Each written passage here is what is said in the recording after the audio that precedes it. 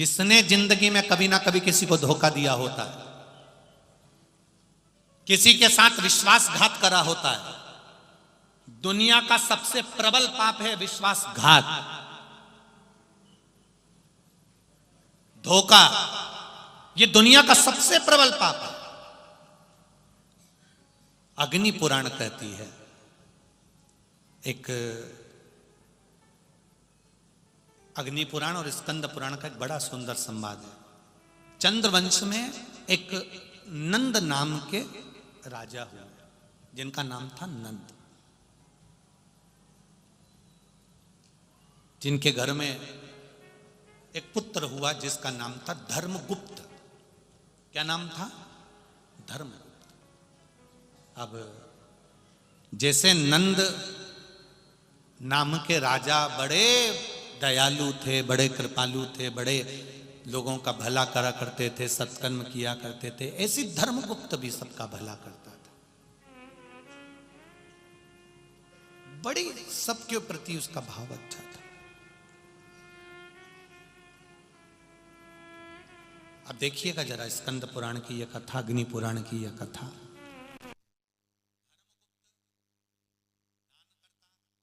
धर्मगुप्त मंदिर का निर्माण करवाता, धर्मगुप्त सारे अच्छे काम करता, पुण्य के कार्य कर रहा है, सब अच्छे कार्य कर रहा है, सब अच्छा कर रहा है। अब समय आया, नंद नाम का जो राजा था उसके प्राण छूट गए, और प्राण छूट गए उसके बाद धर्मगुप्त को राज्यपाट दे दिया।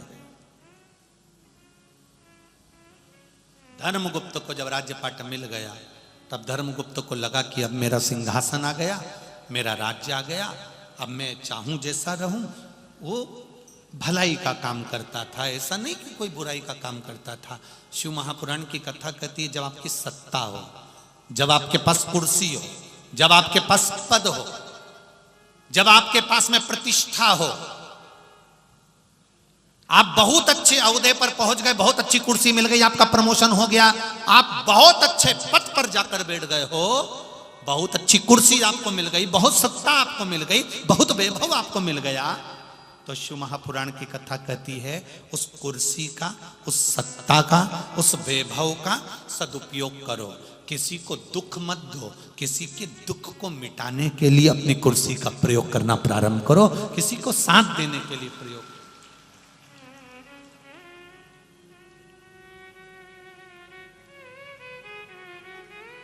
उस कुर्सी का प्रयोग करो, पर दुनिया के लोगों को कुछ अच्छा करने के लिए। मालेगांव वालों के घर का, मालेगांव में जिन जिन के घर हैं उनके घर का आज सही सदुपयोग हो रहा है। मेहमान कथा सुनने वाले बैठे। अभी तक तुम्हारे यहाँ शादी में तुम्हारे घर में लोग आते थे, बोलो जम के बोलो रे जरा, आते थे। फिर कोई मालेगांव में कोई किसी को दिखाने आया, डॉक्टर को दिखाने आया, तो तुम्हारे घर में आते थे। तुम्हारे यहाँ किटी पार्टी हुई तो मेहमान आए, तुम्हारे यहाँ कोई फंक्शन हुआ तो मेहमान आए, पर तुमने कथा करवाई तो मेहमान आए। पर आज जो कथा चल रही है, ये कथा तुम नहीं करा रहे हो, ये कथा महादेव करा रहे हैं, और मेहमान तुम्हारे घर में ठहरे हैं, तो ये महादेव की कृपा से ठहरे। किन किन के यहाँ मेहमान ठहरे? जरा हाथ तो उठाओ जरा, हाँ उठाओ जरा, मैं हाथ, बहुत सारे हो रहे, रख लो रख लो रख लो रख लो। मेहमान तुम्हारे यहाँ ठहरे हैं, मतलब आज तुम्हारे यहाँ जो तुमने मकान बनाया, तुमने जो घर बनाया, तुमने जो जमीन है तुम्हारी, जो भूमि है तुम्हारी, जो मकान है तुम्हारा, आज महादेव की कृपा से वो कृतार्थ हो गया, उसका कल्याण हो गया। आज हुआ है। जब कोई भजन करने के लिए आया है, कोई कथा सुनने के लिए आया है, कोई नाम कीर्तन करने के लिए आया है, वो कथा सुनकर चलकर यहाँ की रज को, भूमि पर बैठकर उसकी मिट्टी को अपने शरीर पर लगाकर जब वो आपके घर में जाता है, ना जाने कितने कितने पाप तुम्हारे समाप्त हो जाते हैं। जरा विचार करिए, कितने पाप।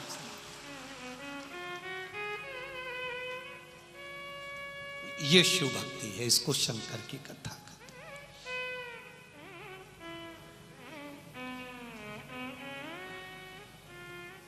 हैं, इसको शिव स्मरण कहते हैं। महाराज शिव कथा कह रही है, भगवान शंकर का गुणगान कर रहा है, भगवान शंकर का स्मरण कर रहा है, शिव तत्व कह रहा है। धर्म गुप्त ने दान पुण्य सब कुछ करा। एक दिन धर्मगुप्त घोड़े पर बैठकर गया वन में, और वन में जाते जाते धर्मगुप्त रास्ता भूल गया। रास्ता भूल गया, रात होने लगी। उसने सोचा करूं क्या, तो एक पेड़ पर चढ़कर, एक वृक्ष पर चढ़कर वो बैठ गया। वृक्ष पर चढ़कर बैठा, उसने सोचा नीचे रहूंगा, कोई पशु पक्षी आ गया खा जाएगा। पेड़ पर चढ़कर बैठ गया। पेड़ पर चढ़कर बैठा तो रात जैसे जैसे बढ़ने लगी वैसे वैसे वहां पर एक रीछ आ गया। एक रीछ आया। अब वो रीछ जिसके पीछे शेर पड़ा था, सिंह पड़ा था, रीछ ने सोचा क्या करूं, वो भी पेड़ पे चढ़ गया। पेड़ पे रीछ चढ़ा। राजा को, धर्मगुप्त को डर लगा। धर्मगुप्त को डर लगा तो रीछ ने धर्मगुप्त से कहा तुम घबराओ मती, मैं रीछ हूं, सिंह मेरे पीछे पड़ा है, शेर मेरे पीछे पड़ा है। मैं आपसे एक निवेदन करना चाहता हूं,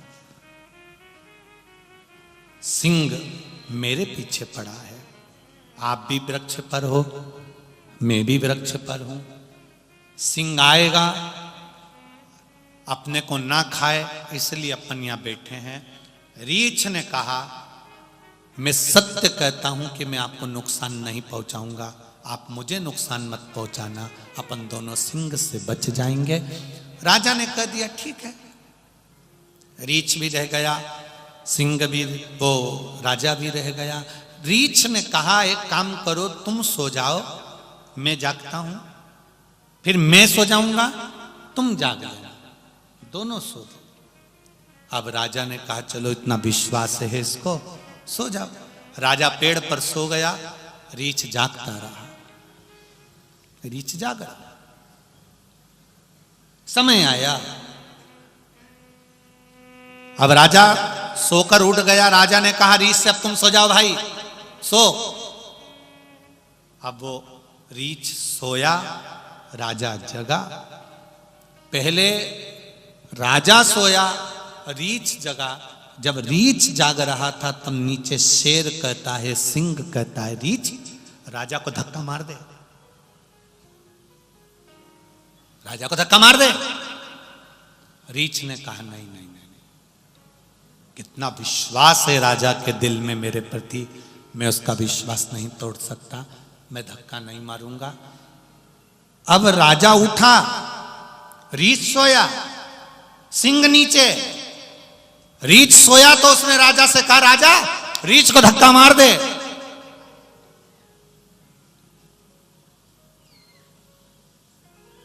और राजा ने रीछ को धक्का मार दिया। जो धक्का मारा तो रीछ ने पेड़ की डाली पकड़ ली और बच गया। जब पेड़ की डाली पकड़कर रीछ बचा,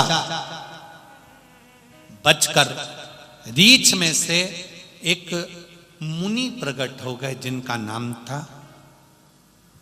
ध्यानकाष्ठ मुनि, जो सबकी परीक्षा लेते थे। जब आप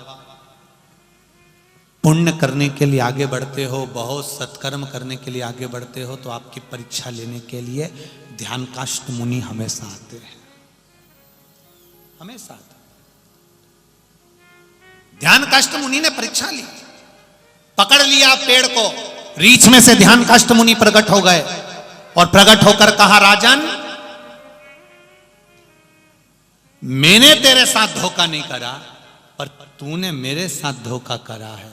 राजन, दुनिया का सबसे बड़ा पाप है जिस मित्र ने मित्र का साथ दिया और मित्र उसको धोखा दे रहा है। पति पत्नी का साथ हुआ, पति पत्नी को धोखा दे रहा है और पत्नी पति को धोखा दे रही है। बच्चे माता पिता को धोखा दे रहे हैं, भाई भाई को धोखा दे रहा है, पड़ोसी पड़ोसी को धोखा दे रहा है, एक समाज का व्यक्ति दूसरे समाज के व्यक्ति को धोखा दे रहा है। शिव महापुराण की कथा में ध्यानकाष्ट मुनि ने कहा, सुन राजा धर्मगुप्त, तूने जिंदगी में बहुत दान करा होगा, पुण्य करा होगा, सत्कर्म करा होगा, ब्राह्मणों को भोजन कराया होगा, गरीबों को भोजन कराया होगा, प्याऊ बनवाए होंगे, मंदिर बनवाया होगा, पर तूने एक रीछ के साथ धोखा करा है, इसलिए मेरा श्राप है, मेरा श्राप है। तो मृत्यु लोक में पागल बनकर घूमेगा। अब स्कंद पुराण के शब्द का जरा स्मरण करिएगा, बहुत चतुरता से सुनिए शब्द को। हम किसी पागल व्यक्ति को रोड पर देखते हैं, बैठा रहता है, कपड़े फटे हैं, लोट लगा रहा है, नाली में पड़ा हुआ है, गलत जगह पर पड़ा हुआ है, कुछ गलत काम में पड़ा हुआ है। पागल को देखकर हम कई बार हंस देते हैं, कई बार हमको हंसी आ जाती है, पागल की क्रिया को देखकर हम हंस देते हैं। अच्छे से अच्छा व्यक्ति भी पागल की अवस्था में आ जाता है, धनपति करोड़पति अमीर गरीब कहीं ना कहीं उसका माइंड खसक जाता है, पागलों की अवस्था में आ जाता है, दवाइयां चालू हो जाती हैं, दवाइयां दी जाती है। तो कभी विचार करा कि इतना अरबपति करोड़पति धनपति गरीब अमीर, इसको पागल बनाया किसने? पागल किसने कर दिया? पागल की मति कैसे हो गई? व्यक्ति को भगवान तो अच्छा बनाकर भेजता है, फिर ये पागल कैसे हो गया? क्यों हुआ? किस लिए हुआ?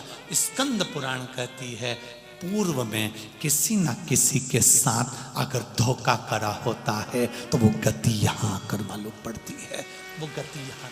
भगवान से मन से जो कहा वो स्वीकार, अब दिल से कहिए उसको,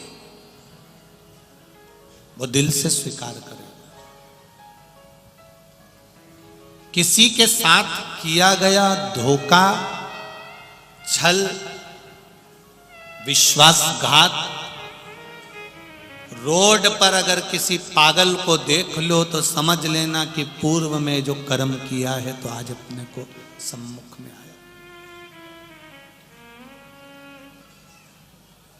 मत दो किसी को, दो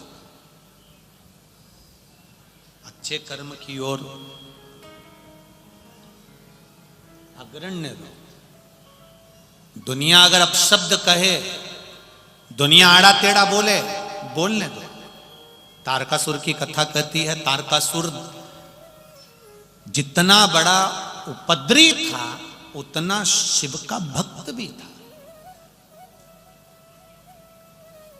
कंस को मारने के लिए भगवान ने जाकर नहीं पूछा था कि कंस तू कैसे मरेगा, रावण से जाकर नहीं पूछा था कि रावण तू कैसे मरेगा, हिरण्यकशिपु से जाकर नहीं पूछा था कि हिरण्यकशिपु तू कैसे मरेगा, हिरण्याक्ष से जाकर नहीं पूछा था कि हिरण्याक्ष तू कैसे मरेगा।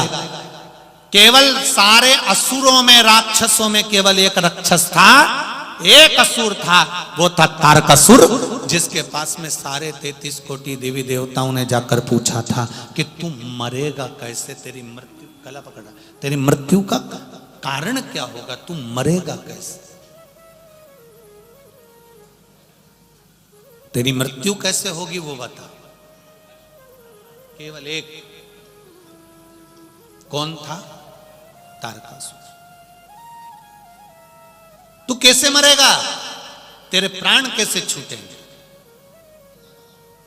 करने वाले करेंगे, निंदा करने वाले निंदा करेंगे, बुराई करने वाले बुराई करेंगे, अपशब्द कहने वाले अपशब्द कहेंगे, ताना देने वाले ताना देंगे। एक बात आपसे पूछना चाहेंगे, आप जिस घर में रहते हो, जिस परिवार में रहते हो, क्या परिवार के सब व्यक्ति आपसे प्रसन्न रहते हैं क्या? अरे बोलो तो जम के नहीं। तो फिर संसार को प्रसन्न करने की कैसे सोच लेते हो कि संसार के लोग आपसे प्रसन्न रहेंगे? ये बड़ा कठिन था, बहुत कठिन। अभी अभी वो बीच में हमने बैतूल में कह दिया था, उसके पहले कह दिया था कि रायपुर में कहा, छत्तीसगढ़ में, कि भगवान को अगरबत्ती लगाना चाहिए। बोला था कि नहीं बोला था? अब उस पे भी लोगों ने बहुत बोला कि बताओ किसी पुराण में तो नहीं लिखा कि अगरबत्ती लगाना चाहिए। अब तो दुनिया। एक किसी व्यक्ति ने हमसे पूछ लिया, गुरुजी अगरबत्ती लगाने से क्या होता है?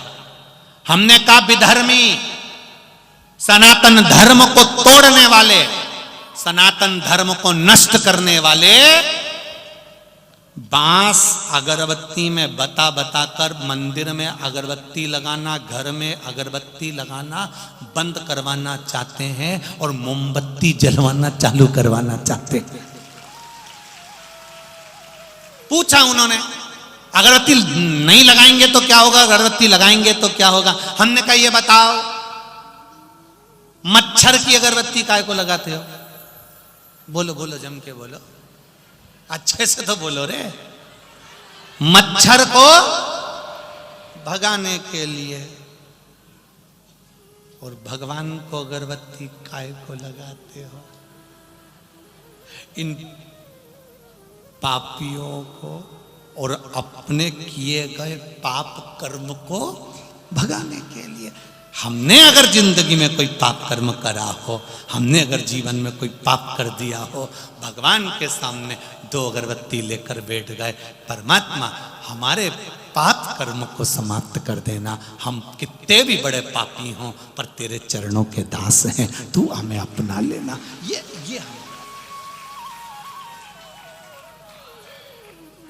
क्या होता है उससे? बहुत कुछ होता है। जब मच्छर की अगरबत्ती से मच्छर जा सकते हैं, तो मंदिर में अगरबत्ती लगाने से, घर में अगरबत्ती लगाने से, घर में अगर कुछ नेगेटिव हो, कुछ गलत हो रहा हो, कोई गलत कर रहा हो, तो उसकी सोच अच्छी होना प्रारंभ हो जाती है कि भगवान के चरणारविंद है। करो परमात्मा की। कहेंगे लोग अपशब्द कहने वाले, आड़ा टेढ़ा बोलने वाले आड़ा टेढ़ा बोलेंगे, कहने वाले कहते रह जाएंगे, ताने देने वाले ताना देते रह जाएंगे। तुम भगवान की भक्ति को मत छोड़ना, तुम भगवान के भजन को मत छोड़ना, तुम करते रहो भगवत भजन।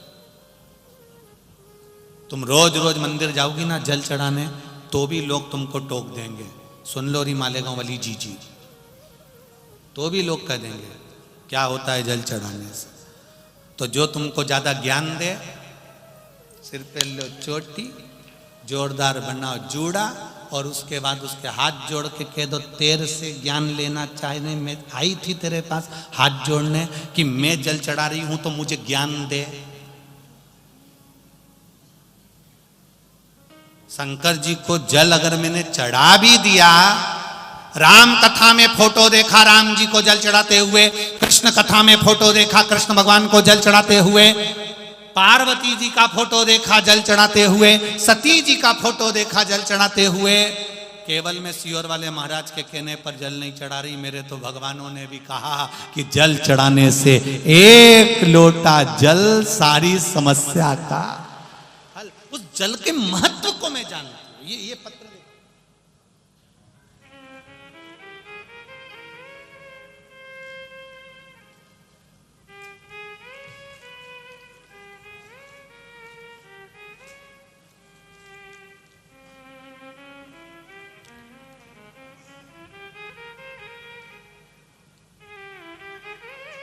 लक्ष्मी शर्मा, सिरपुर पुणे से हूं। कहीं बैठी हो तो हाथ हिलाइएगा। लक्ष्मी शर्मा आप ही हैं? दोनों हाथ हिला दो एक बार। श्री शिवाय नमस्तुभ्यम। बाबा, मेरी देवरानी को डॉक्टर ने कहा कि इनको बच्चा नहीं होगा। उसको मिर्गी की फिट आती है।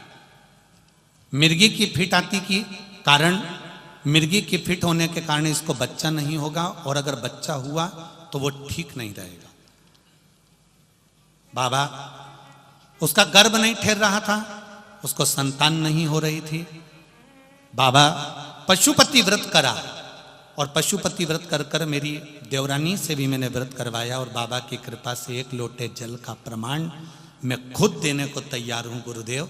मेरी देवरानी का गर्भ ठहर गया। गर्भ ठहरा, डॉक्टर ने कहा था इसको जो बच्चा होगा वो ठीक नहीं होगा, अगर हो भी गया एक लोटा जल शिव जी को चढ़ाती, पानी लाती, देवरानी को देती, मैं भी पीती।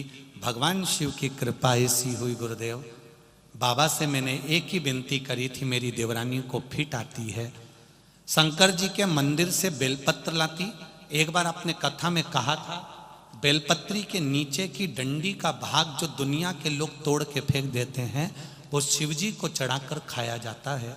मैंने वो खिलाना प्रारंभ करा और बाबा कृपा देखिए कि देवरानी के गर्भ से एक बेटी ने जन्म लिया, और जिस दिन जन्म लिया बाबा ऐसी कृपा हुई, उस दिन से आज तक फिट नहीं आए, मिर्गी की बीमारी भी चली गई।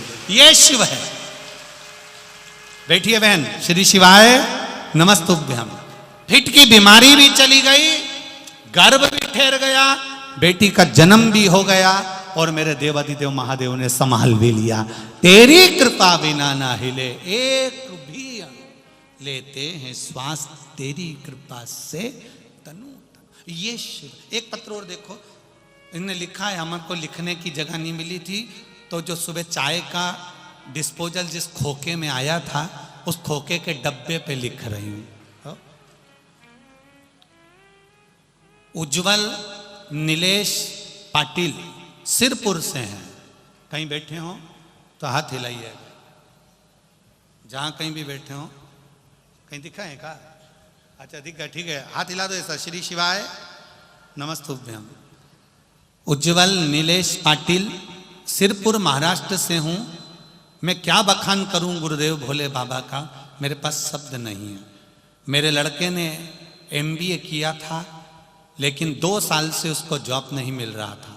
मैंने आस्था चैनल पर आपकी कथा सुनी, पशुपति व्रत शुरू किया। 3 सोमवार व्रत होने के बाद फल के सोमवार के एक साक्षात्कार हुआ। मेरा लड़का इंटरव्यू के लिए पूना गया, पूना से कॉल आया, मेरा बेटा इंटरव्यू देने के लिए गया, और उसकी इंटरव्यू कॉल भी बाबा की कृपा से पशुपति व्रत के चलते ही सोमवार में आ गई। बाबा ने ऐसी कृपा करी। सवेरे मंदिर में थी और मैंने आंखें बंद कर बाबा से विनती करी, बाबा मेरे बेटे का इंटरव्यू है। बाबा मेरा बेटा कई जगह पर इंटरव्यू दिया, परंतु उसको कहीं नौकरी नहीं मिल रही। बाबा कुछ कृपा करो ना, मेरा बेटा कभी शिव जी को नहीं मानता, बाबा एक बार कृपा कर दो ना। मेरे बेटे को मैंने फोन लगा कर कहा, तू शिव जी के मंदिर जा और बाबा से विनती कर कर फिर इंटरव्यू देने जा। मेरा बेटा शंकर जी के मंदिर गया, पहली बार मैंने उसको मंदिर भेजा। शिव जी के मंदिर गया, 1 लोटा जल वहीं मंदिर का रखा हुआ कलश से चढ़ा दिया। बाबा जब मेरा बेटा इंटरव्यू देकर वापिस आया, मेरे पास बैठकर कहता है, माँ मैं इंटरव्यू देने के लिए बैठा था, पर सामने 4 लोग मेरे बैठे थे, मुझे ऐसा लग रहा था शंकर पार्वती गणेश और कार्तिक के बैठे हैं, और मेरा इंटरव्यू हो गया माँ, और बाबा की कृपा से मेरे बेटे का जॉब लग गया। मैं उनको प्रणाम करने के लिए आई हूँ। श्री शिवाय। अच्छा पति भी आए आपके, हर हर महादेव, विराजमान होइए। श्री शिवाय नमस्ते, बैठिए। शिव तत्व इसी को कर, ओघड़ी शंकर की कृपा इसी को कर। दिल से कहो, वो दिल से आए। उस पत्र में माँ ने लिखा है, मेरा बेटा उस दिन से मंदिर जाने विश्वास नहीं था, अब विश्वास जागृत हो गया, भरोसा जाग गया। और भरोसा उसने सियोर वाले महाराज पर नहीं किया है, भरोसा उसने किया अपनी माता के शब्द पर। जो उसकी माँ ने शब्द कहा, जो उसकी माता ने शब्द बोले, भरोसा उसने अपनी माँ के शब्द पर किया। आपसे भी निवेदन है, घर के बच्चों को जागरूक करिए, उनको बताओ कि शिव मंदिर जाने का क्या फल होता है, और फल नहीं भी मिले तो भी शंकर के मंदिर तो हमें जाना चाहिए। जाओ उसकी चौखट पर जाओ। एक पत्र देखो, पहले मकान देख लो जिसने पत्र लिखा है, उसने लिख के भेजा है फोटो पर, घर के पहले मंजिल जो जो दिखा रहे हैं वो आप लोग टीवी पे देखिएगा। घर का पहला मंजिल, घर का दूसरा मंजिल और घर के दूसरे मंजिल की गैलरी। अब पत्र देखिए, मैं कुंदन कैलाश पाटिल, मुकाम पोस्ट मिलावली, तहसील चोपड़ा, जिला जलगांव, महाराष्ट्र से हूं। कहीं बैठे हो तो हाथ हिलाइएगा, कहीं बैठे हो तो हाथ हिलाइएगा।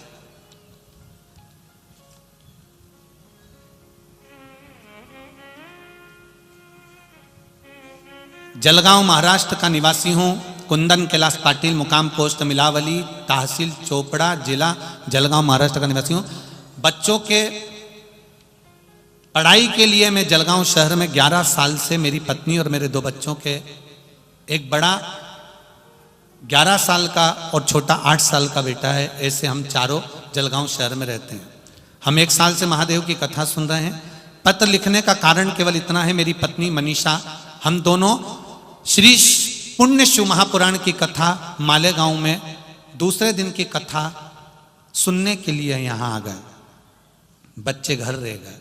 घर पर झूला लगा है, जिस झूले का मैंने फोटो लगा रहा हूं, उस झूले पर दोनों बच्चे गैलरी पर झूल रहे थे और झूले का कुंदा टूट गया। टूटकर बच्चे दूसरे मंजिल की छत पर जो गिलास लगा था, कांच लगा था, उसका भी फोटो दिया है। वो दूसरे मंजिल की छत का कांच तोड़कर बच्चे बाहर निकल गए, जिसका फोटो लगाया गया। बच्चे बाहर निकल गए, टूटते से ही झूला का कुंदे का भी फोटो लगाया गया है, जो कुंदा टूटा है। और बच्चे नाली की फरसी में गटर की फरसी तोड़कर अंदर गिर गए, जिस गटर की फरसी का भी फोटो लगाया गया। बाबा की कृपा देखिए, आप भजन गा रहे थे गुरुजी और हम यहाँ नाच रहे थे उस भजन में, और बाबा मेरे बच्चों को दोनों को बचा लिया।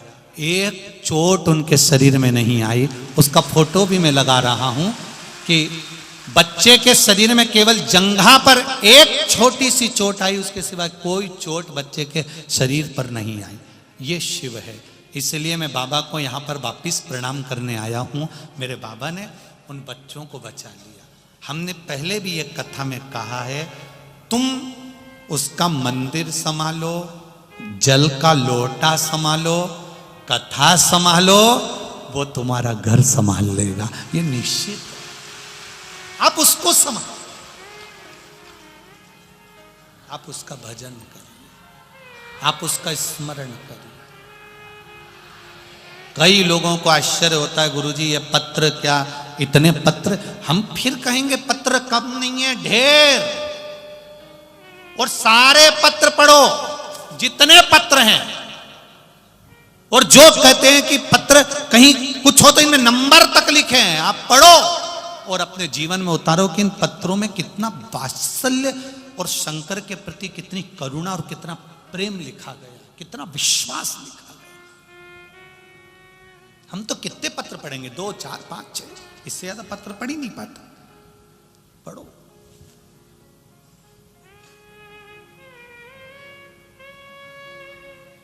कहे कहने वाला, बोलने वाले बोलते रहे। मेरा आपसे केवल इतना सा निवेदन है कि आपका विश्वास मत टूटने देना,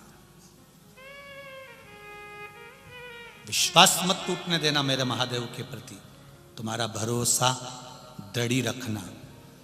कई लोग कहते हैं मेरी माताएं, भरोसा डिग जाता है।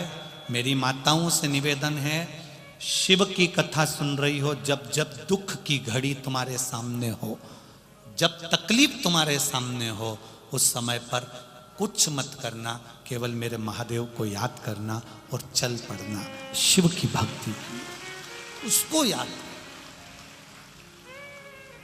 एक मंत्र तुम्हारे पास में है जो शिव महापुराण का मूल मंत्र है।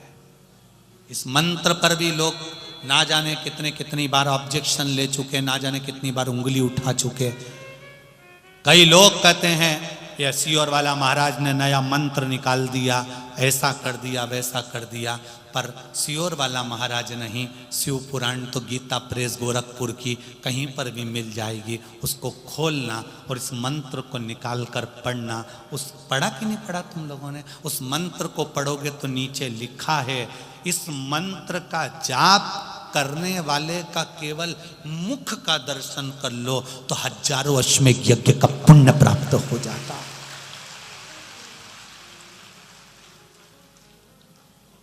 मुझे तो लगता है कि ये स्वयं मंत्र, आज तक ये मंत्र दुनिया के सामने नहीं था, पर मुझे लगता है कि मेरे महादेव ने कहीं ना कहीं जन्म अगर दिया है तो इस मंत्र को कहीं आपके सामने लाने के लिए दिया होगा। मेरा मन ऐसा भाव है, ये मंत्र छुपा था। हजारों औषधि की औषधि है श्री शिवाय नमस्तुभ्यम। हजारों औषधि की औषधि है श्री शिवाय नमस्तुभ्यम। इसको जपने वाला जहां से निकल कर जाता है, अगर मां के गर्भ में बच्चा मर गया, अधोगति में मर गया, कोई कुंवारी अवस्था में मर गया, एक्सीडेंट में मर गया, बहुत अभिलाषा थी, अटैक आ गया, शुगर बढ़ गई, बीपी बढ़ गया, कैंसर आदि आदि में मर भी गया है, तो जो मंत्र का जाप करने वाला जाता है उसका मात्र शरीर से छूकर जाने वाली हवा ही उसका कल्याण कर देती है। इतना फल है श्री शिवाय नमस्तुभ्यम में, इतना फल है इस मंत्र के अंदर, इतना फल। कौन जानता था मंत्र को? मंत्र का स्मरण।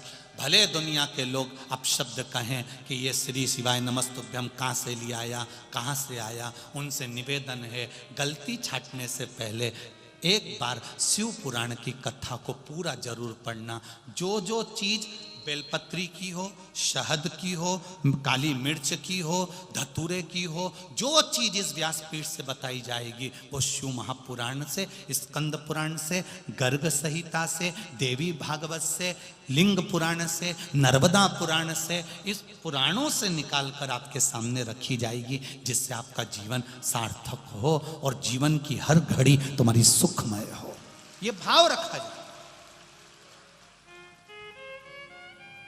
करो भजन शंकर, करो नाम जाप। शिव मंदिर में भी जाना तो ऐसे मत जाना कि शंकर के मंदिर में जा रही हूं, क्योंकि हमारे यहां शंकर का मंदिर नहीं होता, हमारे यहां शिव का शिवालय होता है, शंकर का देवालय होता है, हमारे यहां मंदिर नहीं होता। मंदिर में भगवान स्थापित रहते हैं, एक जगह पर स्थिर रहते हैं, पर मेरे शंकर के मंदिर में शंकर स्थिर नहीं रहता, वो शिवालय है। शंकर भगवान का नियम है, प्रदोष काल होता है, शाम का समय होता है, और मेरे शंकर भगवान नंदी पर बैठकर पार्वती के साथ घूमने निकल जाते हैं, वहां रहते नहीं। किसी भी मंदिर में चले जाओ, किसी मंदिर में आपने भगवान के शंकर के मंदिर में नंदी को बाहर बैठा हुआ देखा होगा। मंदिर में अंदर है क्या नंदी? बाहर। बाहर क्यों बैठे रहते हैं? शंकर भगवान का कब मूड हो जाए, कब बैठे और चल दी है, क्योंकि दुख कहकर नहीं आता कि दुख आ रहा है, इसको दुख आया और इसने महादेव को याद किया, श्री शिवाय नमस्तुभ्यम बोला और इसने याद किया, महादेव मैंने शंकर कंकर जानकर तेरे को एक लोटा जल चढ़ाया था महादेव। इतने में तो महादेव तुरंत नंदी को तैयार, तुम्हारे यहां की गाड़ी जितनी तैयार नहीं उतना नंदी तैयार। तुम्हें तो ड्राइवर को फोन लगाना पड़ेगा, पेट्रोल डलवाना पड़ेगा, डीजल डलवाना पड़ेगा, आवाज लगाना पड़ेगा, तब वो आएगा, 2 घंटे की देरी कर देगा। यहां भगवान देरी नहीं करता, तूने पुकारा और वो दौड़े चले आया, दौड़े चले भगा आया, हो के नंदी पे सवार। भजन के बल पर 2 चीजें किसी को मत दो, एक बोलो जम के बोलो बात, और दूसरा हाथ।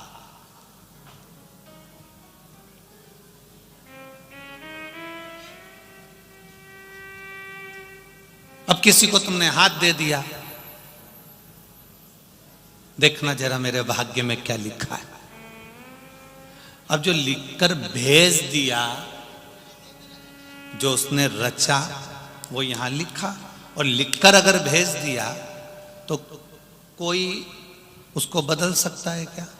जम के तो बोलो नहीं।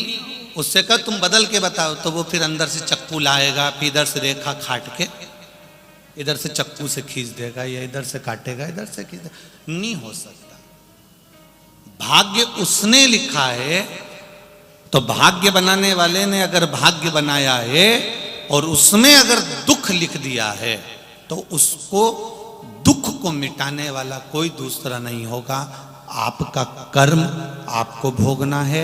इसलिए भजन के बल को बढ़ाना और अपनी मेहनत को बढ़ाना, अपने कर्म को बढ़ाना, अपनी व्यापार व्यवसाय कर्म जो कर रहे हो उस कर्म को बढ़ाना।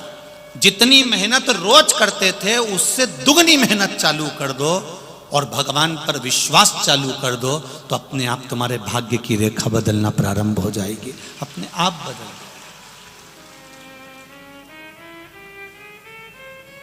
किसी की सामर्थ्य तो नहीं है कि आपके भाग्य को बदलते, भाग्य आपका अपने को बदलना पड़ेगा। भगवान कृष्ण गीता जी में कहते हैं, भगवान शंकर माता पार्वती जी से कहते हैं, भगवान राम लक्ष्मण जी से कहते हैं, लंकाधिपति रावण मंदोदरी से कहते हैं, और भगवान कृष्ण अपनी संपूर्ण रानियों से कहते हैं कि कर्म की प्रधानता है। आप जितनी मेहनत करेंगे, आप जितना कर्म करेंगे, उस कर्म के अनुसार परमात्मा पर विश्वास रखकर आप अगर कुछ कर्म में आगे बढ़े हो तो उसमें फल जरूर मिलेगा। ये निश्चित हो जाता है, वो प्राप्त जरूर हो।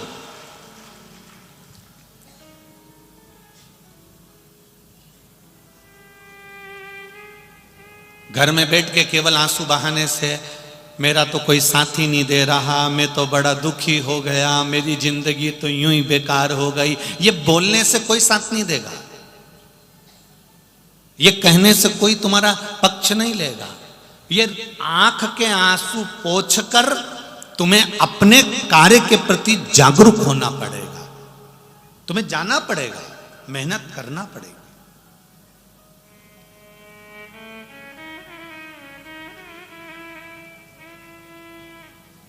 ऐसा कोई व्यक्ति नहीं जिसको भगवान ने यूं ही साधारणता में जन्म दे दिया।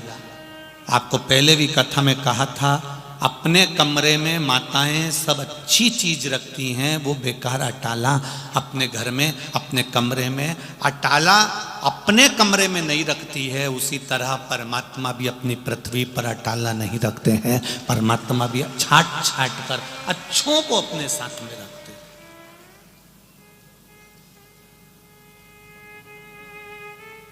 किसी के आगे जाकर अपने दुख का रोना मत रो।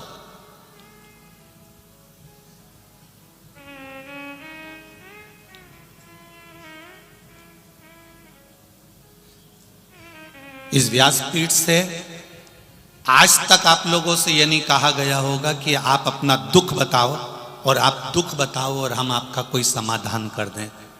बोला कभी ऐसा कि आप माइक पकड़ो और अपना दुख बताओ कि मैं इस चीज से दुखी हूं और गुरुजी कोई उपाय बता दो? तो अगर आपको माइक पकड़ा कर कहें कि आप अपना दुख बताओ और हम उसका उपाय बताएं, तो हमारा भी तो जीवन में ये मनुष्य का शरीर है, हम पर भी कोई दुख होगा। फिर हम किसके पास जाकर कहें कि हमारा कोई उपाय बता दो?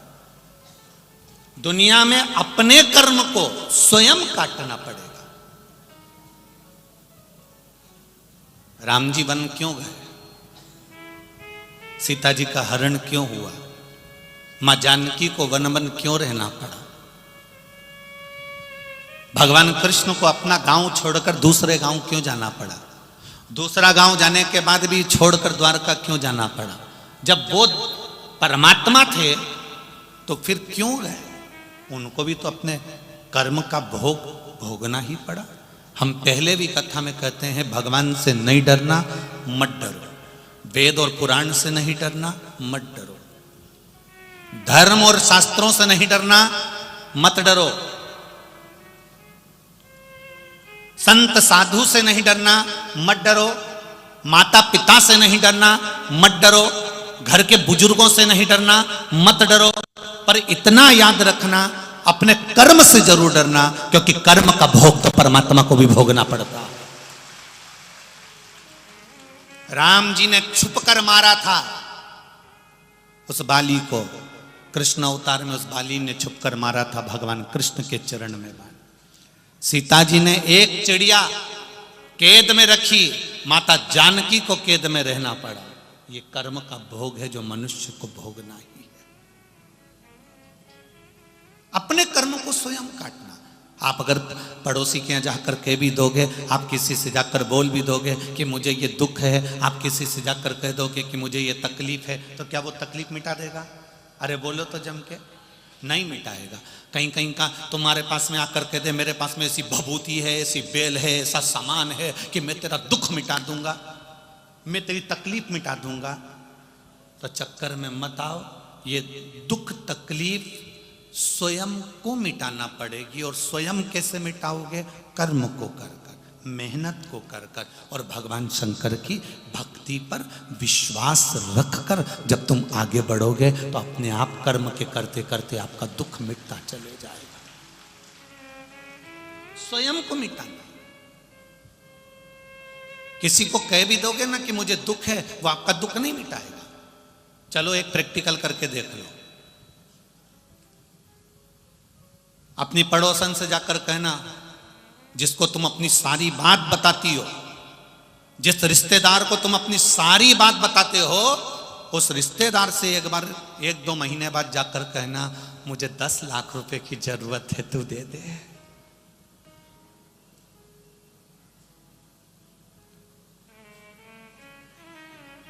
जम के बोलो जरा। नहीं देगा ना? नहीं, तुम्हारे गांव में ऐसा हो तो बता दो। बोलो रे, देगा कोई? नहीं देगा। अब तुमने इतनी सारी बात उसको क्यों फिर बताई? मेरे घर में ये तकलीफ है, मेरे घर में वो तकलीफ है, मेरे घर में ये दुख है, मेरे घर में वो दुख है। जब वो तुमको तुम्हारी दुख की घड़ी में 10 लाख नहीं दे सकता, 10 लाख तो जाने दे, 10,000 नहीं दे सकता, तो फिर अपनी बात कहकर अपना मन उसके सम्मुख में क्यों खोलते हो? जो देने वाला है मेरा देव अधिदेव महादेव, उसके पास जाकर अपनी बात रख दीजिए। आप उसके पास जाकर कहो, भोलेनाथ तेरे दरबार से कोई खाली नहीं गया, तेरी चौखट से कोई खाली नहीं गया। 2022 जाने वाला है मेरे भोलेनाथ, 2023 आने वाला है। मेरे बाबा ऐसी कृपा करना। हम जानते हैं कि 22 के बाद में 23 आने वाला है। 22 जैसा भी गया आपकी कृपा से गया, पर मेरा विश्वास जितना अभी आपके चरणों में है, 2023 में उससे ज्यादा विश्वास आपके चरणों में हो जाए। मेरा विश्वास आपके चरणों में उससे ज्यादा हो जाए। सर्वे भवन्तु सुखिनः। मेरा गांव, मेरा घर, मेरा मोहल्ला, मेरी सोसाइटी, मेरी कॉलोनी, मेरा गांव, मेरा प्रदेश, मेरा देश, मेरा राष्ट्र और संपूर्ण विश्व का कल्याण हो जाए, ऐसी कृपा मेरे महादेव का देना।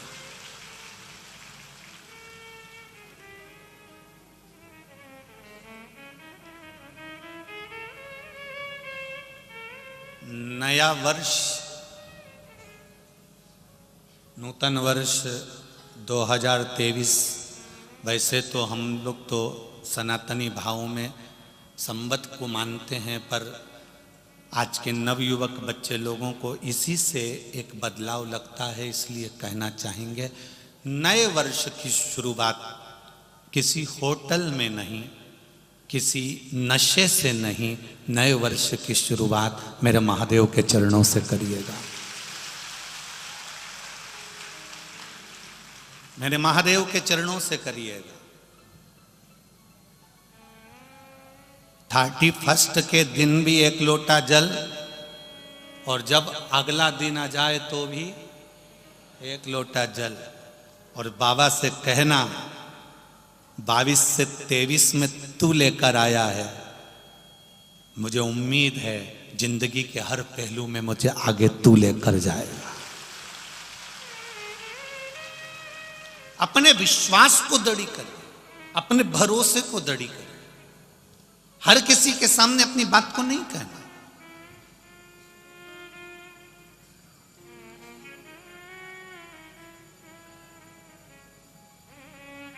क्यों अपनी बात को हम हर किसी के सामने कहें? पहले नंबर पर बात और दूसरे नंबर पर हाथ। ये हाथ भी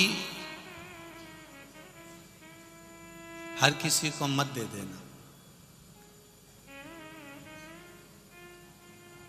मेरी बेटियों से सबसे ज्यादा निवेदन है, सबसे ज्यादा निवेदन है मेरी बेटियों से, इस हाथ को एड़े तेड़े नत्थु खेरे के हाथ में मत दे देना। ये तुम्हारे जीवन का जो पिता बेटी का कन्यादान करता है, उस पिता की पूंजी है बेटी का हस्त कमल। हर किसी को नहीं दिया जाता। जरा सा बॉडी शॉडी बना ली, जरा सी गाड़ी घोड़ा ले आया, 2-4 बार तुमको चाउमीन खिलाने ले गया और तुमने अपना हाथ उसके हाथ में दे दिया। बहुत सोचिए। बात भी किसी के सम्मुख में मत कहो और हाथ भी किसी के सम्मुख में मत दो। बात भी मेरे शंकर के पास जाए और ये हाथ भी, इसमें बहुत सी रेखाएं उल्टी सीधी होती है। हो सकता हमारे भाग्य में कहीं दुख लिखा हो, कष्ट लिखा हो। तो जब जब मंदिर में जाओ, शंकर के मंदिर में जाओ तो जल चढ़ाकर शिव जी के जल को हाथ में झेल लो, और राम कृष्ण के मंदिर में जाओ, दत्त के मंदिर में जाओ तो पंडित जी, संत, गुरु, साधु आपके हाथ में चरणामृत दे तो इस हाथ को आगे कर दो। क्यों?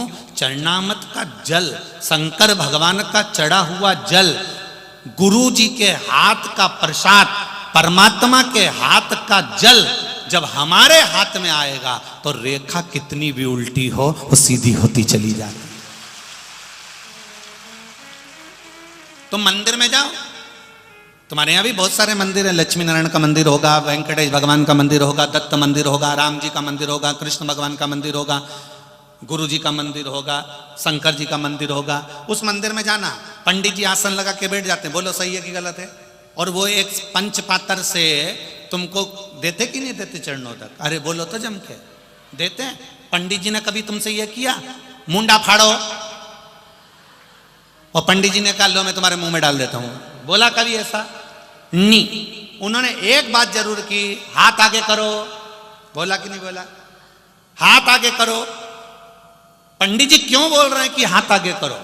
पंडित जी कह रहे हैं हाथ आगे करो, और वो हाथ इसलिए आगे करो क्योंकि हाथ आगे कर कर जब तुम भगवान का चरणामृत प्रसाद इस हाथ में लेते हो तो हाथ की उल्टी रेखाएं अपने आप सीधी होना चालू हो जाती हैं। हाथ आगे करो, और वो हाथ परमात्मा की सेवा में आगे करना, परमात्मा की भक्ति में आगे करना।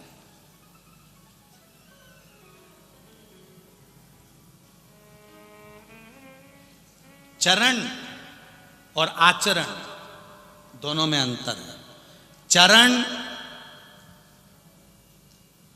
तुम्हें मंदिर तक लेकर चले जाएंगे, और आचरण भोलेनाथ तक लेकर चले जाएंगे। अंतर है दोनों। चरण तुम्हें मंदिर तक ले जाना है, चरण तुम्हें शिव कथा तक ले जाना है, चरण तुम्हें गुरु के दरवाजे तक ले जा रहे हैं, चरण तुम्हें परमात्मा की चौखट तक ले जा रहे हैं, चरण तुम्हें तीर्थ तक ले जा रहे हैं, चरण तुम्हें सदगुरु की शरणागति तक लेकर जा रहे हैं। पर तुम्हारा आचरण, तुम्हारा व्यवहार, तुम्हारा भजन, तुम्हारा स्मरण, तुम्हारी भक्ति और तुम्हारा भगवत कीर्तन, तुम्हारा किया गया अच्छा कर्म तुम्हें भगवान के करीब लेकर जा रहा है। मंदिर तक ले जाने की गारंटी इन चरण की है, पर परमात्मा तक ले जाने की गारंटी इस आचरण की है, इस मन की है, इस चित्त की है। परमात्मा तक आचरण लेकर जाएगा। हम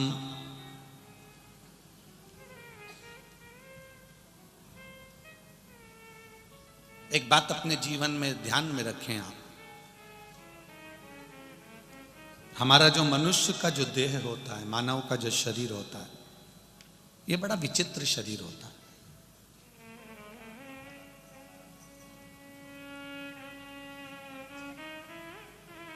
बड़ा विचित्र शरीर है। कई लोग कहते हैं बिस्तर अच्छा नहीं है ना, इसलिए नींद नहीं आ रही।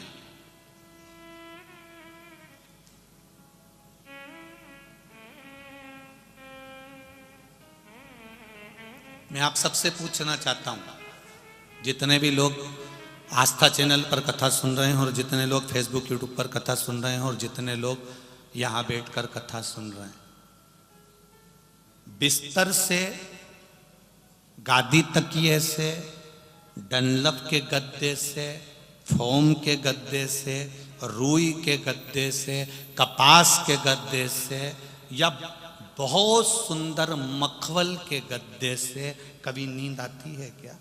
नींद हमेशा दिल के सुकून से नहीं आ सकती। हम गद्दे में नींद ढूंढ रहे हैं, हम गोदड़ी में नींद ढूंढ रहे हैं, हम कम्बल में, रजाई में नींद ढूंढ रहे हैं।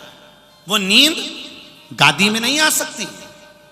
कोई डनलप का गद्दा, इतने सारे लोग बैठे हैं, इसमें से किसी किसी के घर में तो इतना मोटा भी गद्दा होगा, इतना जोरदार होगा, एसी भी लगा होगा, डनलप का गद्दा भी होगा, सोफा भी होगा, सब कुछ होगा, उसके घर में सारा सुख होगा। पर पूछो, रात को 12-12 बजे तक नींद नहीं आती, करवट बदलते रहो, नींद ही नहीं आ रही है। फिर पत्नी पति से कह रही मुझे नींद नहीं आ रही, ना जान। पति बोले, कभी कभी पति बोल देता है मुझे नींद नहीं आ रही, एसी बढ़ाया, एसी डाउन करा, पानी पी लो, पानी पिया, गोली खाई तो भी नहीं आई, रात के 3 बजे फिर उठ के बैठ गया। आखिर नींद क्यों नहीं आ रही? क्योंकि हमने गद्दा तो बड़ा ले लिया, हमने गद्दा तो मोटा बना लिया, हमने एसी भी लगवा लिया, पर इस दिल को महादेव से नहीं जोड़ पाए, इसलिए वो नींद चली गई।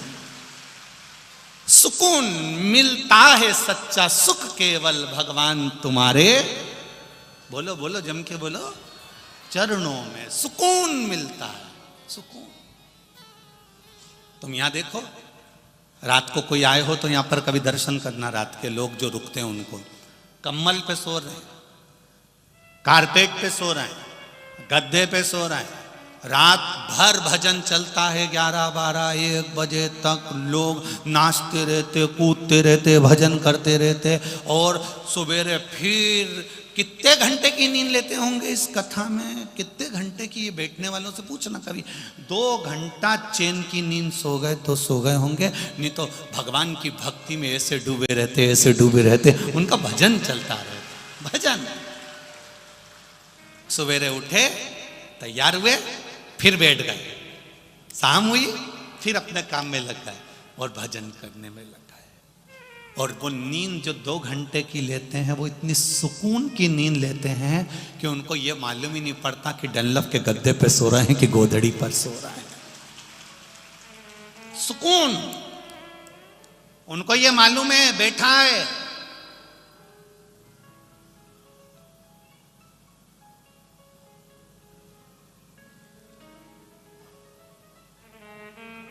कोई लोग कह रहे थे गुरुजी, कई बार कथा में नींद क्यों आती है? भजन में नींद क्यों आती है? शादी में तो नींद ही नहीं आती, किटी पार्टी में तो नींद ही नहीं आती, कहीं जन्मदिन की पार्टी हो, होटल में पार्टी हो तो 12-1-2 बजे तक तो कोई नींद का काम ही नहीं है। पर हम तो दिन में कथा में बैठे 2 बजे तो भी कभी कभी आंख में झपकियां। कभी कभी जप किया जाता है। गुरु जी क्यों ऐसा होता है? हमने कहा बच्चा पूरी मोहल्ले में खेलता रहता है। बच्चे को कहीं नींद आती है मोहल्ले में? बोलो बोलो जम के। नहीं आती। वो बच्चा पूरे मोहल्ले में खेलने के बाद अपने घर आता है, माँ की गोद में बैठता है, पापा की गोद में बैठता है, पिता की गोद में बैठता है। माँ की गोद में बैठते से ही, पिता की गोद में बैठते से ही पिता माता उसके ऊपर हाथ रखते हैं और बच्चा गोदी में ही सो जाता है।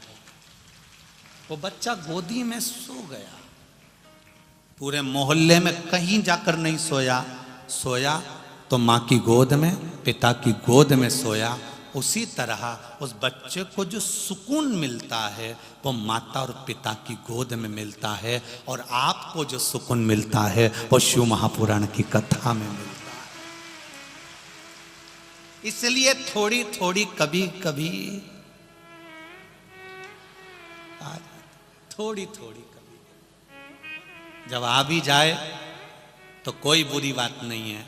समझ लेना आज मेरे पिता ने, मेरे भोलेनाथ ने हाथ रख दिया है, इसलिए सुकून में सो रहा। मेरी माँ की गोद में आज मुझे सोने का मौका मिला है। सुकून।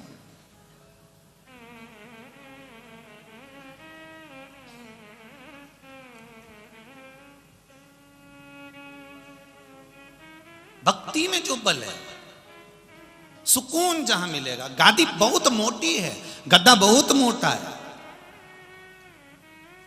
डनलप का गद्दा भी लगा है, एसी का रूम भी है, खाने के लिए बादाम भी रखी है।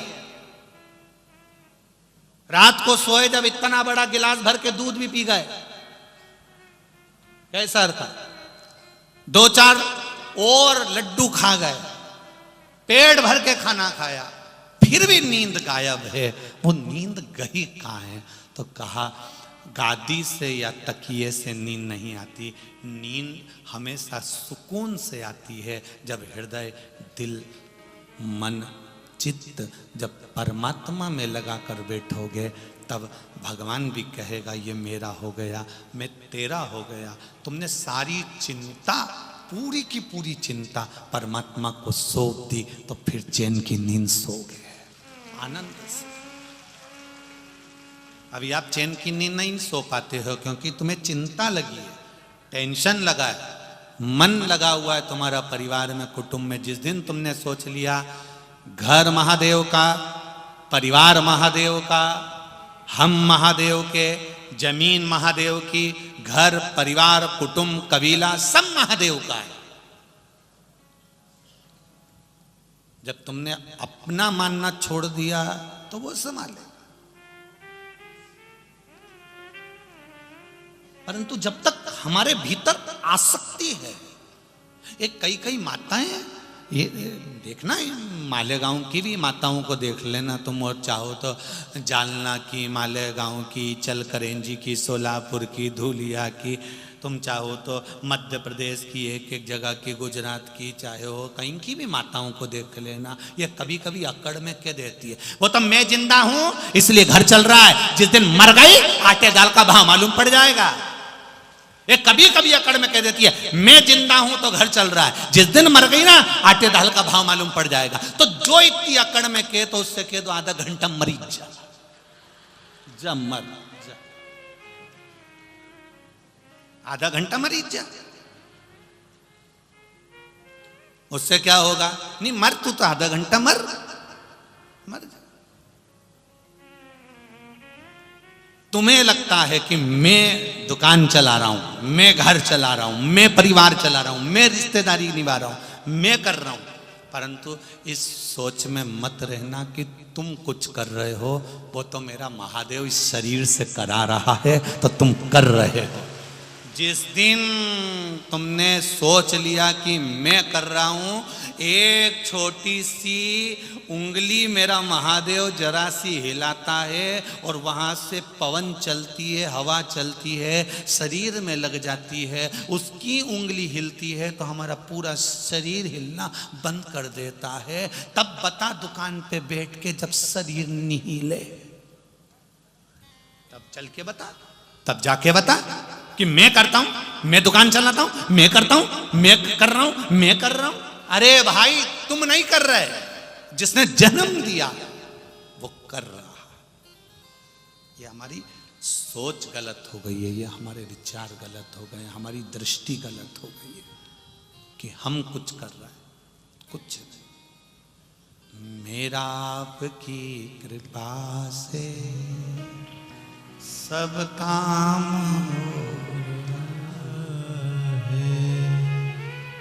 करते हो भोले बाबा, मेरा नाम हो रहा है, मेरा आपकी कृपा से सब काम हो रहा है। ये उसकी कृपा हुई, इसलिए ये शरीर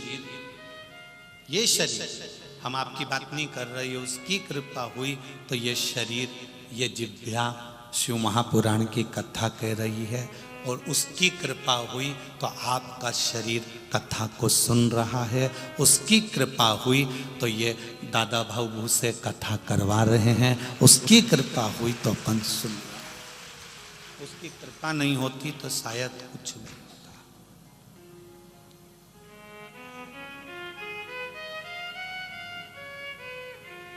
कल हम नीचे अग्रवाल जी से बात कर रहे थे तो वो उनके अग्रवाल जी कह रहे थे, गुरुजी अब तो मन ऐसा हो गया है कि साल 2 साल में एक बार भगवान की ऐसा कुछ ना कुछ पुण्य का कार्य होते रहना चाहिए। हाँ, इन्हीं से बात चल रही थी हमारी, तो कह रहे थे कि गुरुजी साल 2 साल में कहीं ना कहीं पुण्य का कार्य अपने मालेगांव में होते रहना चाहिए। ये सीख मिल गई शिव महापुराण से, साधुवाद। कुछ ना कुछ भगवान का स्मरण होता है, चलता है। भजन में, मन में, चित्त में, बहुत छोटा सा जीवन है, बहुत छोटा सा।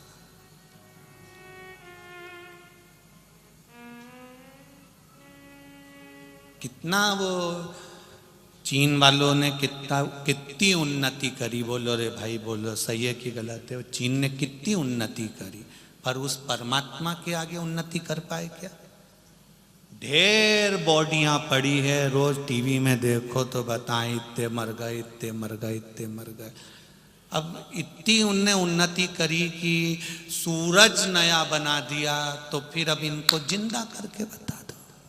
जब तुम सब कुछ कर सकते हो तो करो। उसने रचा संसार सोच विचार कर रचा है। कब, किस समय, किस घड़ी, किस पल किसको जाना पड़ जाए कोई भरोसा नहीं। पूरा की पूरा लेसुए का अचार बरनी में भरा की भरा रह जाता हो।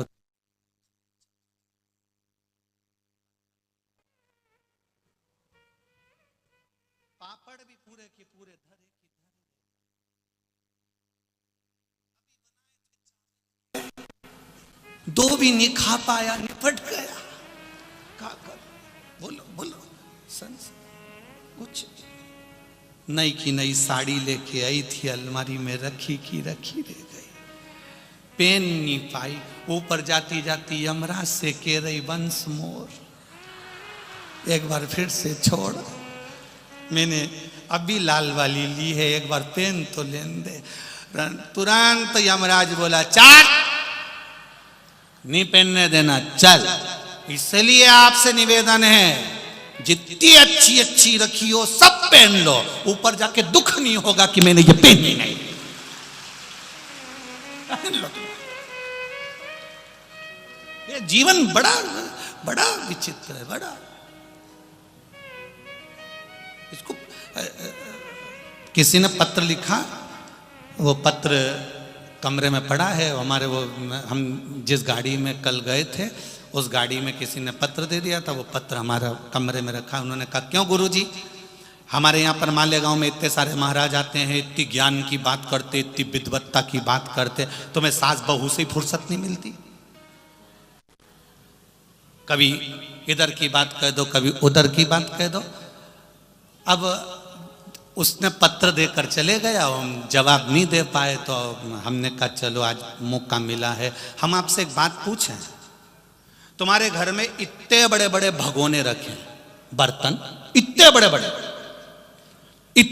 बड़े बर्तन, क्या तुम रोज रोज उन बर्तन में खाना बनाती हो?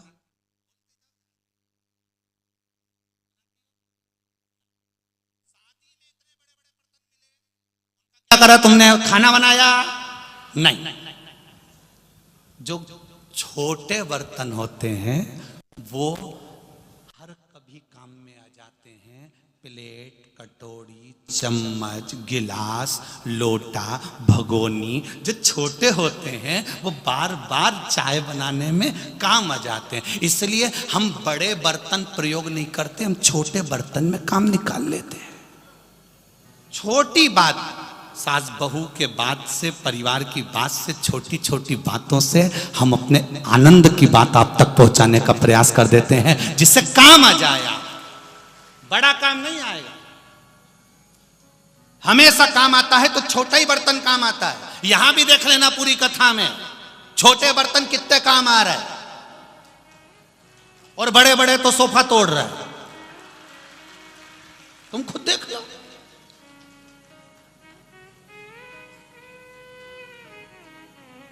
किसी को बुरा लग जाए तो कोई बात नहीं, चलेगा। बड़ा बर्तन कितना काम आ रहा है? कोई बड़ा बर्तन काम आएगा? नहीं, छोटा बर्तन काम आएगा। जितने छोटे, कोई कहे हम बहुत छोटे आदमी, हमारा गांव बहुत छोटा सा, हमारा परिवार बहुत छोटा सा, हम ऐसे, हमारे पास धन नहीं, धन भी छोटा, हमारे पास कुछ भी नहीं। चिंता मत करना, हमेशा छोटा ही काम आता है, बड़ा किसी काम का नहीं रहता। बड़ा तो केवल वो बड़ा बर्तन हमेशा ऊपर अलमारी में टांग पे जमा रहता है, वो तो कभी कभी उतरता है। इसलिए छोटे बनकर ये मत सोचना कि तुम छोटे हो। छोटा इतना प्रबल होता है कि उसका प्रयोग हर जगह होता है। छोटा, एक कपड़ा फट गया, अब इसको जोड़ने के लिए तुम वो बोरा सिलते हैं, वो सूजा लिया, या फिर कोई और बड़ा सामान लिया तो उसका कोई फर्क नहीं। छोटे में जो सुख है, छोटे में, वो हर जगह पर काम आ जाता है। छोटा हर जगह,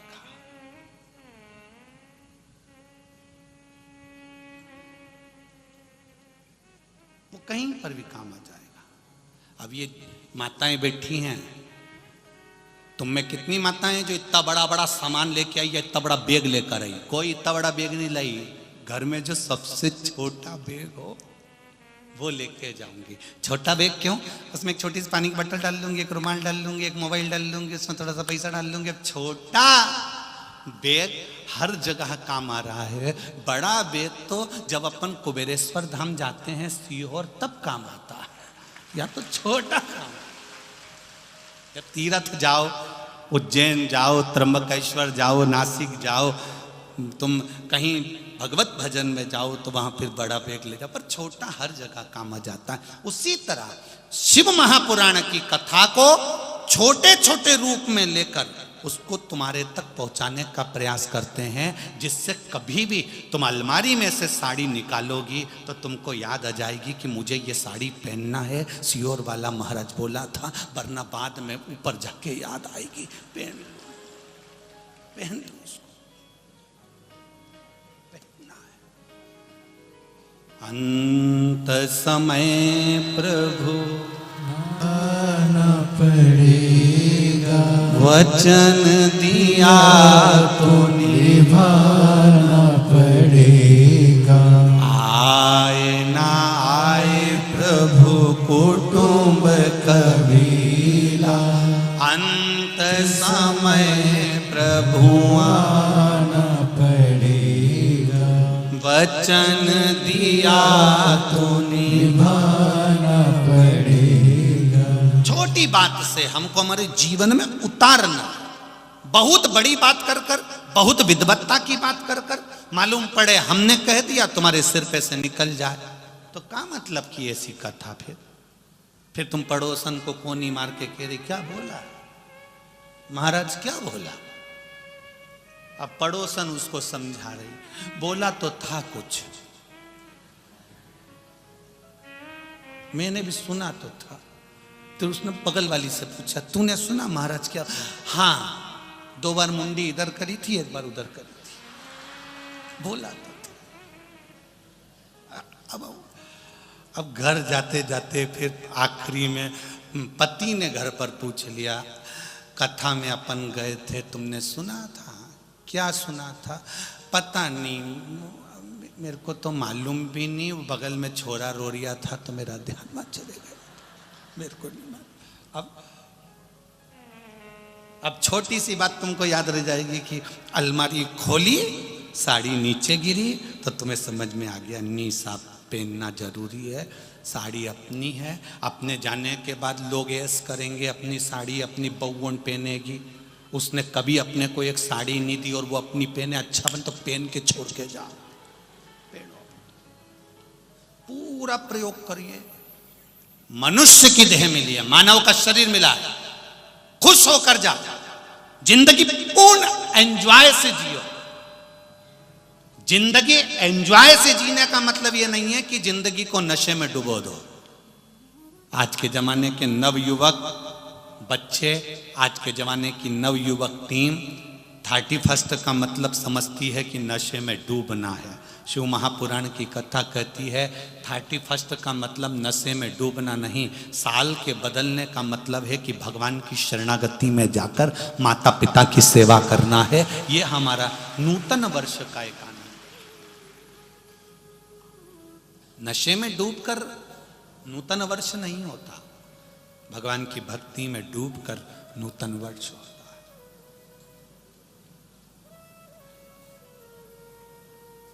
करो भजन भगवान का, स्मरण भगवान का करिए। किसी को भी मेरे भोलेनाथ ने हल्का नहीं बनाया, मेरे परमात्मा ने तुमको भेजा तो कीमती बनाकर भेजा। जैसे एक नोट होता है,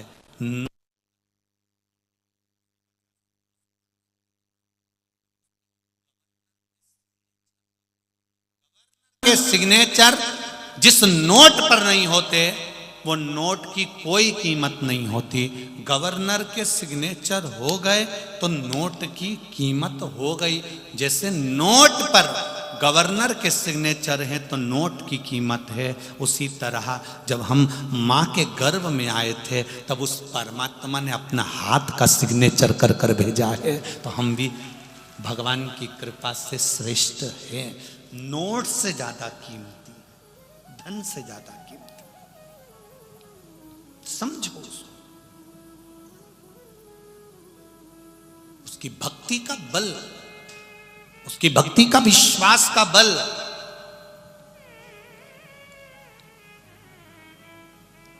कितना आनंदमय होगा, कितना।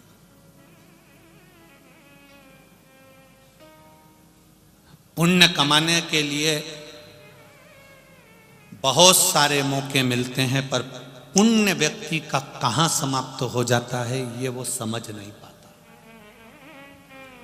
भूखे को भोजन कराया, पुण्य आ गया, पानी पिलाया, पुण्य आ गया, भगवत नाम जपा, पुण्य आ गया, किसी का साथ दे दिया, पुण्य आ गया, पर वो पुण्य समाप्त कब हो जाता है ये हमको ज्ञात नहीं हो पाता।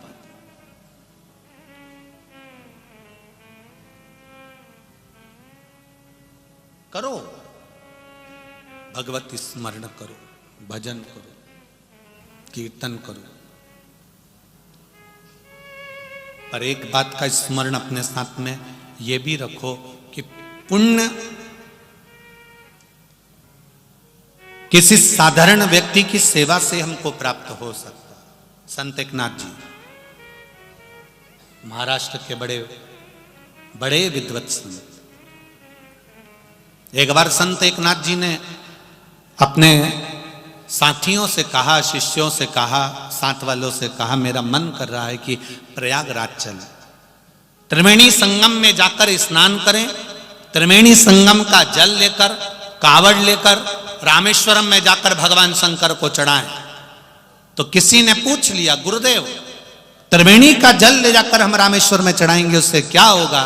संत एकनाथ जी ने कहा, बहुत पुण्य की प्राप्ति होगी, चलो अपन चलते हैं। सारे गांव के लोग संत एकनाथ जी के साथ में त्रिवेणी चले गए। त्रिवेणी में सबने स्नान किया, गंगा यमुना सरस्वती का स्नान कर कर, त्रिवेणी संगम का स्नान कर कर संत एकनाथ जी के साथ सबने कांवड़ बल्ली।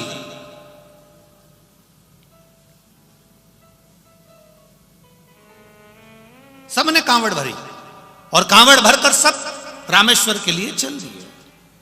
सब चले, मुख में भगवत नाम, राम कृष्ण हरि राम कृष्ण हरि राम कृष्ण हरि राम कृष्ण हरि राम कृष्ण हरि जय राम कृष्ण हरि राम कृष्ण हरि जय राम कृष्ण हरि राम कृष्ण हरि जय राम कृष्ण हरि राम कृष्ण हरि राम कृष्ण हरि राम कृष्ण हरि राम कृष्ण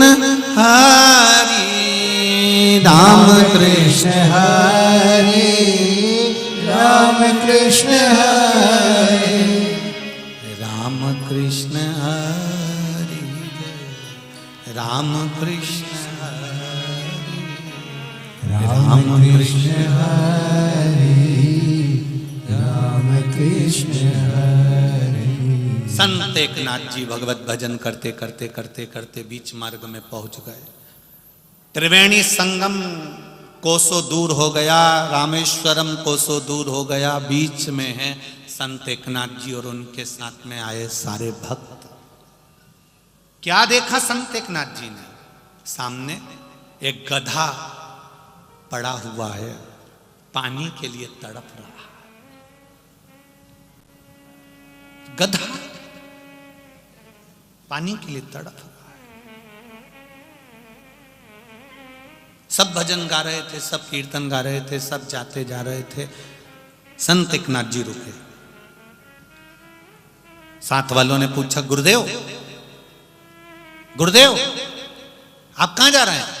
वो गधा पड़ा हुआ है, धड़कन चालू है, बहुत दूर तक कहीं पानी नहीं दिख रहा है, मुझे लगता है इसको पानी की प्यास लगी। जिभ्या निकाल रहा है, मुंह खोल रहा है। संत एकनाथ जी चले, पीछे पीछे चेले चले, शिष्य चले। संत एकनाथ जी को लीला करना थी, लीला करा। उन्होंने कहा, पानी दो इसको, गधे को पानी पिलाओ जल्दी से, गधे को पानी दो। अब जितने लोग थे उनके पास पानी तो नहीं था, पर त्रिवेणी का जो जल रामेश्वरम लेकर जा रहे थे वो जल सबके पास में था, सबकी कावड़ थी। गुरुजी गधे को पानी दे देंगे तो फिर रामेश्वरम पर क्या चढ़ाएंगे?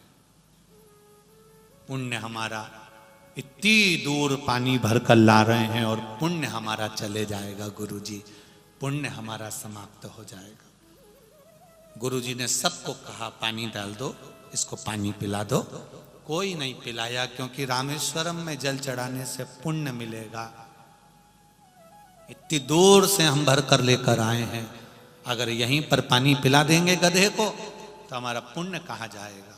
संत एकनाथ जी ने अपनी कांवड़ को रखा, कांवड़ में से जल निकाला, संत एकनाथ जी ने गधे को पिला दिया। गधा ने पानी पिया, उठकर भाग गया। गधा भाग, पानी पीकर गया। गधा जब पानी पीकर भागा, सारे शिष्यों ने और आनंद में जो साथ चल रहे थे उन्होंने कहा, गुरुदेव अब आपका पूरा जल तो यहीं गधे को दे दिया आपने, फिर महादेव को चढ़ाने के लिए, रामेश्वरम को जल चढ़ाने के लिए आपके पास कुछ नहीं बचा। आप कैसे पुण्य कमाएंगे? इतनी दूर से पैदल चलकर आ रहे थे, सारा पुण्य का जल तुमने गधे को दे दिया। संत एकनाथ जी ने कहा, ये मेरा विश्वास कहता है, ये मेरा भरोसा कहता है कि इस गधे को प्यास लगी थी, पानी पिलाकर मैंने जो पुण्य कमाया, शायद मुझे वो पुण्य वहां भी नहीं मिलता, ये निश्चित है। तो तुमने गधे को पानी पिलाया, क्या वो पुण्य का फल क्या तुम्हें रामेश्वर में प्राप्त हो सकता है? संत एकनाथ जी ने कहा, मैं तुम्हारे साथ रामेश्वर के लिए निकला हूं, चलूंगा, मेरे पास कांवड़ नहीं, जल नहीं, पर यह मेरा विश्वास कहता है कि वो जल का पात्र भी मुझे वहां मिलेगा। ये मेरा विश्वास कहता है, अगर मैंने इसको दिया है तो वो खाली नहीं जाएगा, वो मिलेगा जरूर। और एकनाथ जी चल दिए, और संत एकनाथ जी जब रामेश्वरम पहुंचे हैं, तब एक बच्चा दौड़ते हुए आकर कहता है, काका, ओ काका, तुम्हारा ये कलश बीच रास्ते में छूट गया था, ये पानी का कलश में तुम्हें देने के लिए आया। साथ खड़े हुए जितने खड़े थे, साथ वाले जितने शिष्य खड़े थे, जितने सेवक खड़े थे, सब स्तुप्त रह गए। संत एकनाथ जी ने एक लोटा पानी गधे को पिलाया था, और रामेश्वरम के दरवाजे पर प्रवेश करते समय संत एकनाथ जी के हाथ में 2 लोटा पानी रखा हुआ था, 2 कलश भरे हुए रखे हुए। ये हमारा सनातन धर्म, ये हमारा धर्म कहता है, ये हमारी सभ्यता, ये हमारी संस्कृति कहती है, ये हमारा आनंद कहता है। एक चावल का दाना आप देवाधिदेव महादेव को चढ़ा रहे हो, चावल को कहते हैं अक्षत। एक चावल का दाना चढ़ाया है आपने, पर तुम्हारे घर को तुमने आनंद के साथ अक्षयता में फल प्राप्त कर लिया है। एक बेलपत्री चढ़ाई है, उसका फल तुमने करोड़ों गुना प्राप्त कर लिया है। एक लोटा जल चढ़ाया है, उसका फल तुमने करोड़ों गुना प्राप्त कर लिया है। वो खाली नहीं जा सकता। तुम जो लोटा भरकर शिवजी के मंदिर पर लेकर जाते हो, एक लोटा जल चढ़ाते हो, तुम एक लोटा जल देवाधिदेव महादेव को चढ़ा रहे हो, वो खाली कभी नहीं जाएगा। तुम्हारा लोटा भले मंदिर से खाली आ गया, पर घर कभी खाली नहीं रहेगा, ये निश्चित रखिए। घर कभी खाली नहीं रह सकता। वो देता, एक पत्र आया है, देखिए, पत्र तो बहुत है।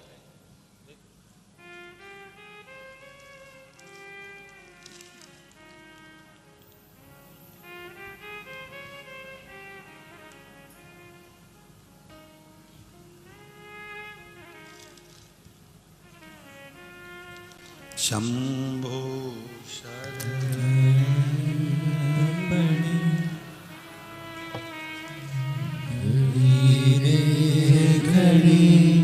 दुख काटो, दया करी दर्शन आपो। शंभो शरण पड़ी मांगो घड़ी रे घड़ी, दुख काटो, दया करी दर्शन आपो। स्वाति देवानंद सोनबड़े सिरपुर से आई हूँ, बाबा को प्रणाम करने के लिए, धोख लगाने के लिए आई हूँ। कहीं बैठी हो तो आप ही हैं, दोनों हाथ हिला दो एक बार। श्री शिवाय नमस्तुभ्यम, दोनों हाथ हिलाओ।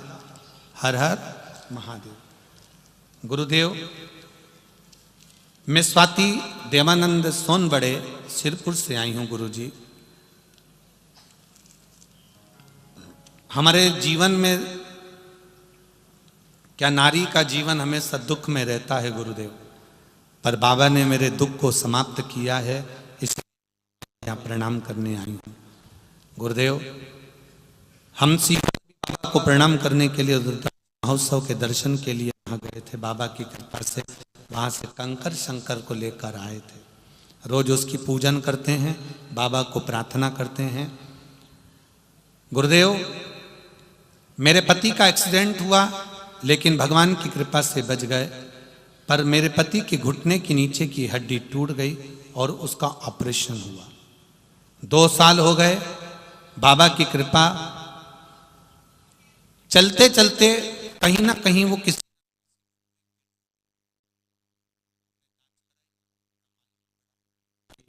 उनके ब्रेन में भी कुछ प्रॉब्लम है और कुछ ब्लड के थक्के जमे हुए हैं। गुरुदेव बाबा से विनती करी, जो गांठ उनके मस्तिष्क में है वो 25 mm की थी। शिव कृपा से डॉक्टर ने कहा था इस गांठ को तो हम निकाल देंगे मस्तिष्क से, पर कोई भरोसा नहीं है कि व्यक्ति कोमा में चले जाए कि वेंटिलेटर पर जिंदगी भर पड़ा रहे, इसका कोई भरोसा नहीं। ऑपरेशन की तारीख दी गई, ऑपरेशन की तैयारी करी गई। उनके पहले एक का और ऑपरेशन हुआ तो मालूम पड़ा कि वो लकवे में चले गया। ऑपरेशन हमारे पति का रुक गया, पर डॉक्टर बोले ऑपरेशन तो करना ही पड़ेगा। तब ऑपरेशन का विचार किया, पर सबसे पहले मैं बाबा देवाधिदेव महादेव से प्रार्थना करने गई और बाबा से विनती कर कर आई। बाबा की कृपा से ऑपरेशन तो हुआ। डॉक्टर ने कहा था या तो पैरालिसिस रहेगा या कोमा में रहेंगे, पर बाबा की कृपा से पहले से बाबा जैसे ही ऑपरेशन होकर आए तब बाबा की कृपा से ठीक रहे, ना पैरालिसिस रहा और ना कोमा में गए। इसीलिए मैं बाबा को यहाँ प्रणाम करने के लिए, बाबा को निवेदन करने के लिए आई हूँ। बैठिए बहन। श्री शिवाय नमस्तुभ्यम। शिव तत्व इसी को कहते हैं। एक पत्र और बड़ा सुंदर आया है, देखिए।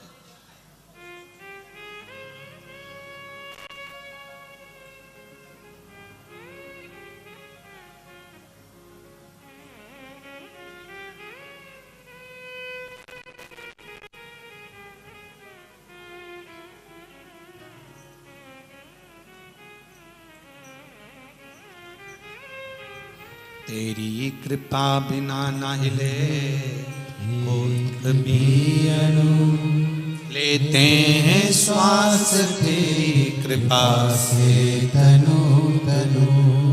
बखान क्या करूं मैं रातों के ढेर का, चपटी भगोत में है खजाना कुबेर का। Bhagyashree Satish Kshirsagar police parade ground Janju corner Malegaon से आए हैं। कहीं बैठे हो तो हाथ हिलाइएगा। आप ही हैं, दोनों हाथ हिलाओ। श्री शिवाय नमस्तुभ्यम। मेरे भोले बाबा का क्या वर्णन करूं गुरुदेव। मेरे पति के मुंह में छाला हो गया था, जिनका फोटो मैंने लगाया है पति का। हमने बहुत उपचार किया, तभी हमने नासिक जाकर मानवता हॉस्पिटल में जांच कराई, फिर रिपोर्ट में कैंसर बोला गया। 22 मार्च को, फिर हमने 31 मार्च को डॉक्टर के कहने से ऑपरेशन करवाया। ऑपरेशन के बाद थोड़ा समय तक अच्छा लगने लगा, फिर 1 साल हो गए गुरुदेव, बाद में फिर मुंह में छाला आ गया। छाला आया और डॉक्टर को फिर दिखाया तो उसने कहा कैंसर है। तब आंखों से आंसू बहने लगे और सोचा कि गजब हो गया कि फिर कैंसर आ गया, अब क्या करें। तभी आपकी कथा सुनना चालू किया और मैंने पशुपति व्रत करना प्रारंभ करा। डॉक्टर से कहा कि अब ऑपरेशन नहीं कराएंगे, आप दवाई दे दो। और वो दवाई हमने कुंदकेश्वर बाबा का नाम लेकर शिव जी को समर्पित कर कर 1 लोटा जल चढ़ाना, दवाई कुंदकेश्वर बाबा का नाम लेकर डॉक्टर की दी हुई दवाई को खाना चालू करा। गुरुदेव डॉक्टर ने फिर जांच करने बुलाया, कहा इसका ऑपरेशन करना जरूरी है, कैंसर और फैल रहा है। जब हमने फिर जांच कराई, हमने कहा दवाई दे दो। वापिस आए, बाबा का फिर वापिस लोटा भर जल का प्रयोग करना प्रारंभ करा। जब लोटा भर का जल का प्रयोग करना प्रारंभ करा, बेलपत्री लाती उनको देती। बाबा की कृपा ऐसी रही। अगली बार फिर जांच कराने के लिए नासिक गए, तब डॉक्टर ने कहा अब इनका छाला ठीक होना प्रारंभ हो गया है, धीरे धीरे कैंसर समाप्त हो रहा है और रिपोर्ट नॉर्मल आई है। बाबा की कृपा से अब वो ठीक हैं। बैठिए बहन। श्री शिवाय नमस्तुभ्यम। अब ठीक है। ये शिव तत्व है।